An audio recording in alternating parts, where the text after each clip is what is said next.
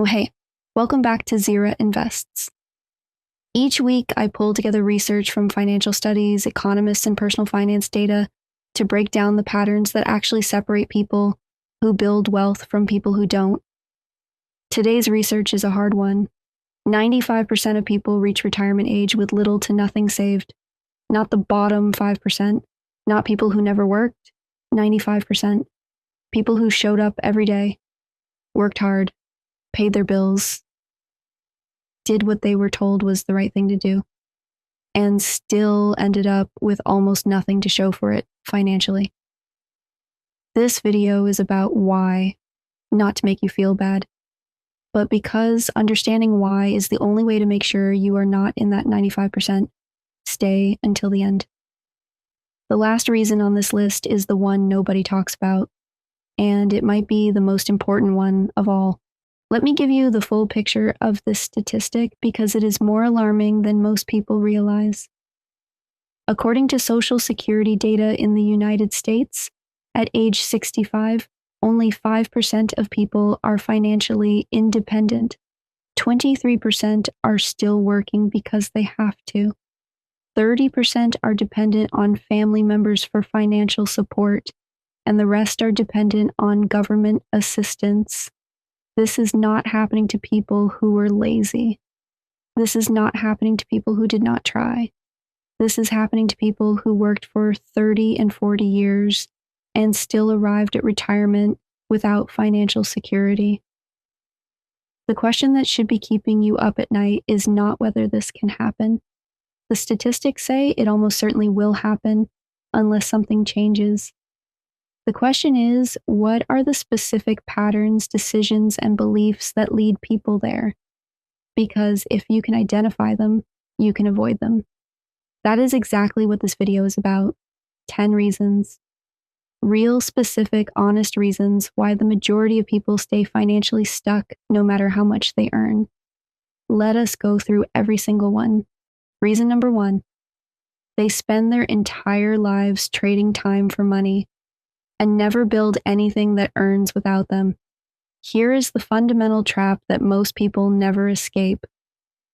You go to work, you trade your time for a paycheck, you spend the paycheck, you go back to work to get another one, repeat for 40 years. The problem with this model is not that it does not work. It does work. For survival. The problem is that it has a hard ceiling. There are only so many hours in a day, and the moment you stop working, the money stops too. Wealthy people understand something that changes everything. They build things that earn money without requiring their constant time. Investments that grow while they sleep. A business with systems that run without them. Rental income, dividends, royalties. The goal is not to work harder. The goal is to build things that work for you. Most people spend 40 years making their boss's assets grow. The wealthy spend those same 40 years building their own. The first step out of this trap is simple to understand, but requires action. Take a portion of every paycheck and use it to buy or build something that generates income without your time. Start small. Start today. But start building the thing that eventually sets you free from the time for money trap entirely. Reason number 2. They carry money beliefs that were installed in childhood and never examined them. Here is something most people never consider. Everything you believe about money, whether it is safe or dangerous, scarce or available, something to be saved or spent, was programmed into you before you were 10 years old. If you grew up hearing that money does not grow on trees, you learned scarcity. If you grew up hearing that rich people are greedy, you learned to associate wealth with being a bad person. If you grew up watching adults stress about bills every month, you learned that financial anxiety is normal and inevitable. These beliefs run silently in the background of every financial decision you make, and most people never examine them. Never question whether they are true, never ask where they came from or whether they are still serving them. The wealthy, or those who become wealthy, at some point examine their money beliefs and consciously replace the ones that are holding them back. What do you believe about money deep down? That it is hard to get, that you do not deserve a lot of it, that people who have it are lucky or unethical? Find the belief, question it, because your financial results will always reflect your deepest beliefs, not your intentions. Reason number 3, every time they earn more, they spend more, and they never get ahead. This is called lifestyle inflation, and it is one of the most silent and deadly wealth killers there is. Here's how it works. You get a raise, so you upgrade your car. You get a promotion, so you move to a bigger apartment. Your income goes up 10%, your spending goes up 12%, and somehow, no matter how much more you earn, you never seem to have more left over at the end of the month. Sound familiar? The cruel irony of lifestyle inflation is that it feels completely reasonable in the moment. Of course, you should enjoy your raise. Of course, you deserve a nicer apartment now that you earn more. But the people building wealth are doing something completely different. When their income goes up, their lifestyle stays the same, and their investments go up. The gap between what you earn and what you spend is the only thing that builds wealth, not your salary. The gap. Earning $10,000 a month and spending $9,900 leaves you with $100 to build with. Earning $3,000 a month and spending $2,000 leaves you with $1,000 to build with. The lower earner who controls lifestyle inflation builds more wealth every single month than the higher earner who does not. Reason number 4. They were never taught how money actually works. 12 years of school. Nobody taught you how to file taxes. Nobody explained what an index fund is. Nobody showed you how compound interest works or why credit card debt is so dangerous or what it actually means to invest. You were taught to solve for X in a math equation, but not how to build a financial life that works. And this is not your fault.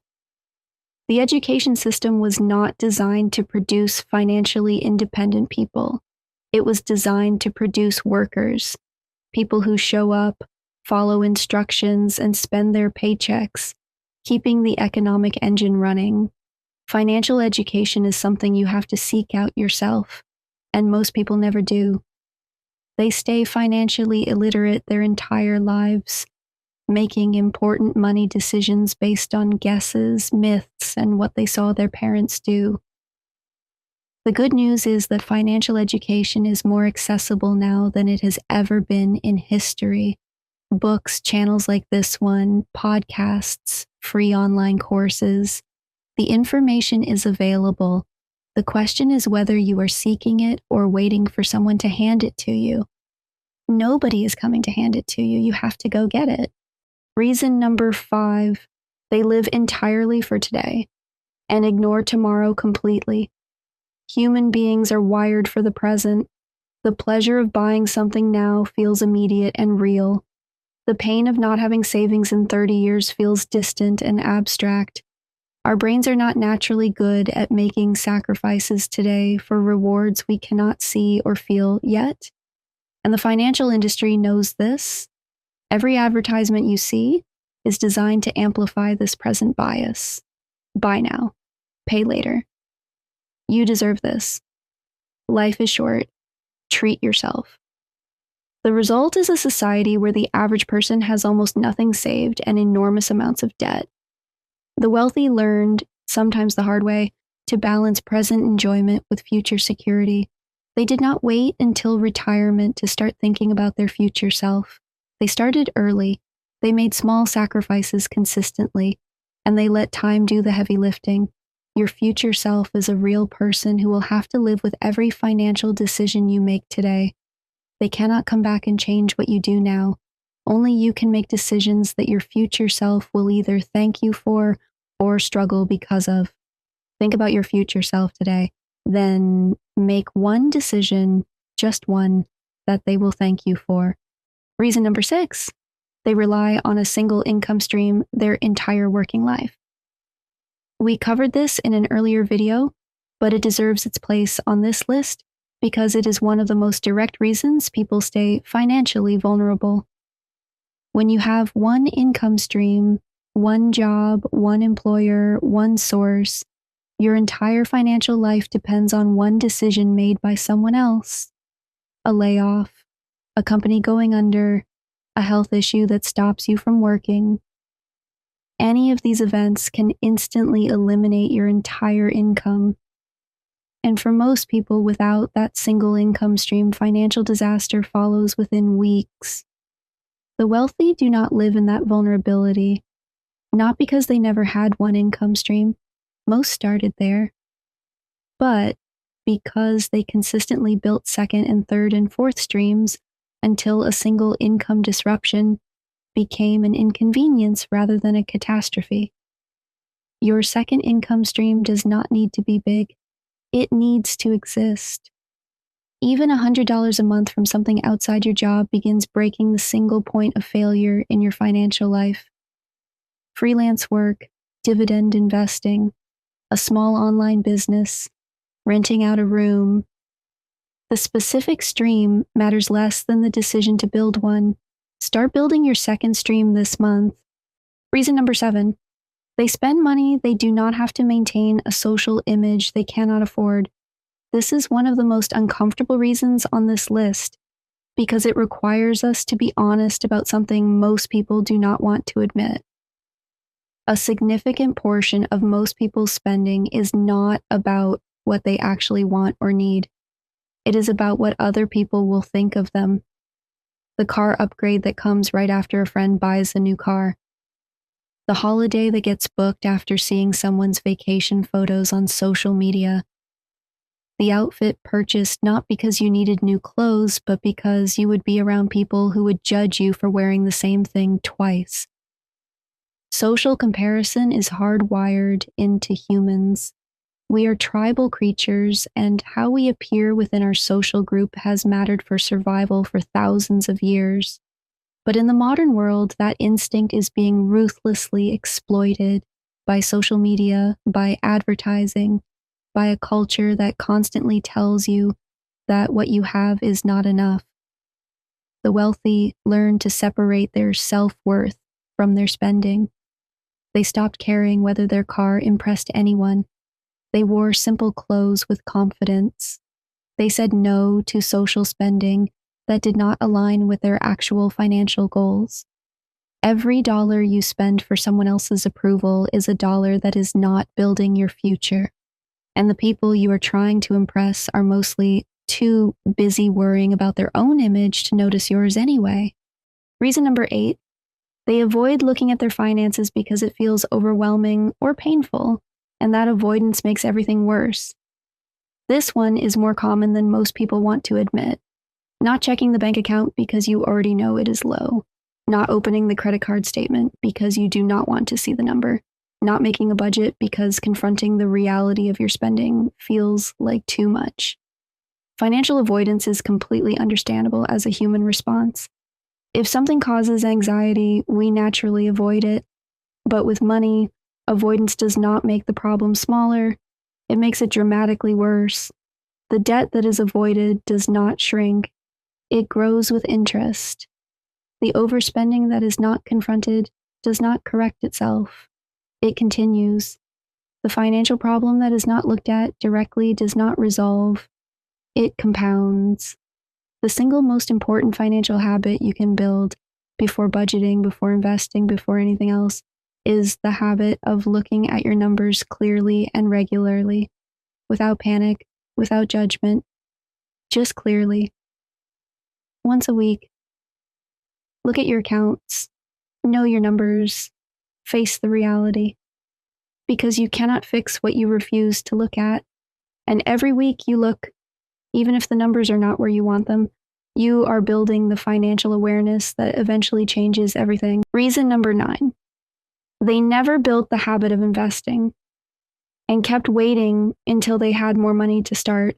I want to say something clearly that most people do not hear until it is too late. You will never feel like you have enough money to start investing. There will always be something more pressing, a bill that needs paying, an expense that came up, a reason to wait until next month. If you wait until you feel financially comfortable to start investing, you will wait forever. The people who build wealth through investing are not the ones who waited until they had a lot to invest. They are the ones who started with whatever they had, $10, $25, $50 a month, and built the habit before they had the money, because the habit matters more than the amount. The person investing $50 a month consistently for 20 years will almost certainly end up wealthier than the person who invests $10,000 once and then does nothing. Consistency beats size every single time in long-term investing. Open an investment account this week if you do not have one. Fund it with whatever amount will not cause you stress, even $25. Set up an automatic monthly contribution and then leave it alone for years. The habit you build today with small amounts is the same habit that will manage large amounts later. And reason number 10, the one nobody talks about. Most people are chasing the wrong definition of rich their entire lives. The definition of rich that most people have been sold by movies, social media, and advertising is this. Rich means having expensive things. A luxury car, a massive house, designer everything, expensive holidays, visible, flashy, impressive wealth. And so people spend their entire financial lives chasing that image. Buying expensive things to feel rich, and remaining financially stressed while looking wealthy on the outside. The actual definition of rich, the one that financially free people understand, has nothing to do with expensive things. It is this. Rich is when your passive income exceeds your expenses, when your money makes more money than you spend, when you no longer have to trade your time for income because your assets generate enough without you. By that definition, you can be genuinely rich while driving an ordinary car, living in a modest house, and wearing simple clothes. And you can be completely financially trapped while driving a luxury car and living in a mansion with a mortgage you can barely afford. The wealthy are not chasing the image of wealth. They are building the reality of it, quietly, consistently, without needing it to look impressive to anyone else. Change your definition of rich, then change your behavior to match the new definition. That shift alone is worth more than any amount of income. So now you know the 10 reasons. The question is, what do you actually do about them? Here's the truth. You do not need to fix all 10 at once. Trying to fix everything simultaneously is how people get overwhelmed and fix nothing. Pick one, just one reason from this list that resonated most strongly with you. The one where you thought, that is me. That is exactly what I have been doing. And then make one specific change this week related to that reason. If it was lifestyle inflation, identify one subscription or expense you can cut when your income goes up next time instead of spending it. If it was financial avoidance, schedule 30 minutes this Sunday to review your bank statements. Just look. No pressure to fix anything yet, just look. If it was the investing habit, why, open a brokerage account this week and make your first deposit of any amount. If it was social pressure spending, identify one upcoming purchase that is more about image than genuine need, and choose not to make it one change this week. That is it. Because the difference between the 5% who are financially free and the 95% who are not is almost never about one dramatic decision. It is about the accumulation of small, consistent, better decisions made over years. You are already ahead of most people just by watching this video and being willing to look at the truth. Now do something with it. 95% of people will stay broke. Not because they are unlucky, not because they did not work hard enough, but because of these 10 invisible patterns that research keeps finding over and over in study after study. You now know what they are. You know why they happen.